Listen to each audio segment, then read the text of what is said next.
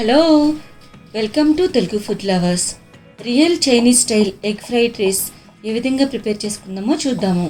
ముందుగా ఒక పాన్ పెట్టుకొని ఒక 2 టీ స్పూన్స్ ఆయిల్ వేసుకొని ఆయిల్ హీట్ అయిన తర్వాత ఒక 3 ఎగ్స్ బీట్ చేసి హై ఫ్లేమ్లో వేయించుకోవాలి. హై ఫ్లేమ్లో పెట్టి గోల్డెన్ బ్రౌన్ కలర్ వచ్చేంత వరకు వేయించుకోవాలి. ఇట్లాంటి హై ఫ్లేమ్లో పెట్టుకొని జస్ట్ మనం లాగా స్క్రాంబుల్ చేసుకోవాలి. పెద్ద పెద్ద సైజులోనే మనం ఇట్లా జస్ట్ బీట్ చేసుకోవాలి.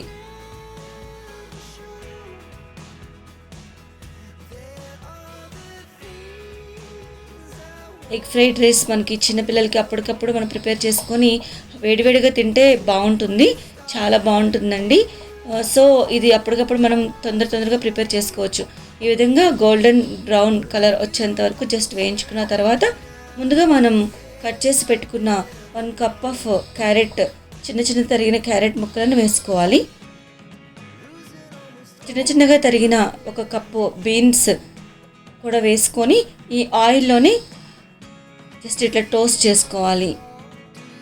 ఇలా టోస్ట్ అయినప్పుడు మనం సిమ్లో హై ఫ్లేమ్లో పెట్టుకొని మనం చేసుకోవాలి. హై ఫ్లేమ్లో పెట్టుకొని ఈ విధంగా టోస్ట్ చేసుకోవాలి.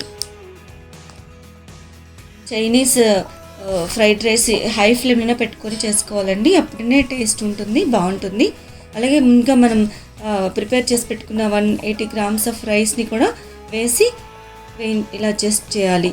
Black pepper 1 teaspoon, tasty salt 1/2 teaspoon, sugar 1/2 teaspoon, soya sauce 1/2 teaspoon, vinegar 1/2 tea spoon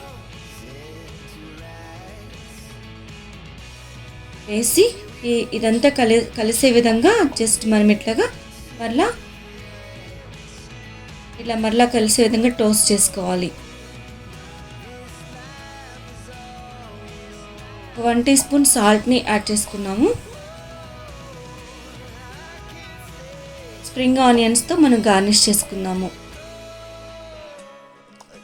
Chinese egg fried rice ready అయిపోయిందండి, మనం సర్వ్ చేసుకోవచ్చు. చాలా ఈజీ మెథడ్ ఇది, ఈజీగా టేస్టీగా త్వరగా చేసుకునే విధంగా ఉంటుంది. Thanks for watching. Please like, share and subscribe.